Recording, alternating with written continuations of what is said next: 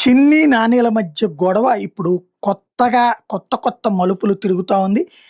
డైరెక్ట్‌గా నువ్వెంత అనేటటువంటిది కాకుండా ఇప్పుడు నాని దృష్టిలో చిన్ని వచ్చేటప్పటికి చార్లెస్ శోభరాజ్.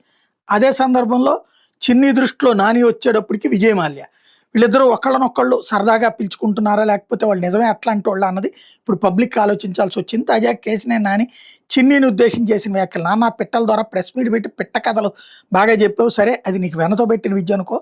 నా అప్పుల గురించి చెప్పావు, నా ఆస్తుల గురించి చెప్పావు, నా ఆదాయం గురించి చెప్పావు, నా బ్యాంక్ అకౌంట్‌లో డబ్బులెంత ఉన్నాయో చెప్పావు, నేను ఎంత మంచి కార్‌లో తిరుగుతున్నానో చెప్పావు. అట్లాగే నేను ఎంత విలాసవంతంగా సంతోషంగా ఉంటున్నానో చెప్పావు. కానీ నువ్వు ఎంపీ గోలలో పడి అంటే అదే మట్టి పేకాట.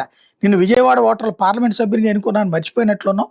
నువ్వు ఢిల్లీలో పేకాడుతూకునే బదులు నా మీద ప్రధాని మంత్రి గారికో, హోంమంత్రి గారికో, ఆర్థిక మంత్రి గారికో పోనీ వాళ్ళు నిన్ను దగ్గరికి రానికపోతే పార్లమెంట్‌లో నా మీద మాట్లాడి నీ ఆక్రోశం వెళ్ళగక్కచ్చు. కనీసం ఢిల్లీలో సిబిఐకో, ఈడీకో నా అక్రమ ఆర్థిక లావాదేవీలు నువ్వు చెప్పినట్టు ఫిర్యాదు చేసి నన్ను జైల్లో పెట్టించొచ్చు. నా ఆస్తులు జప్తు చేయించొచ్చు. వాటిని వేలం వేయించి ప్రజలకు పంచిపెట్టొచ్చు. ఇవన్నీ చేయకుండా ఇక్కడ గల్లీలో కూర్చొని ప్రెస్ మీట్ పెట్టి నీ ప్యాకేజ్ మీడియాలో నా మీద తప్పుడు కథలు వేయిస్తే నమ్మడానికి ప్రజలు పిచ్చోళ్ళు అనుకుంటున్నావా? మై డియర్ చార్లెస్ శోభరాజ్ అని చెప్పుకొచ్చారు.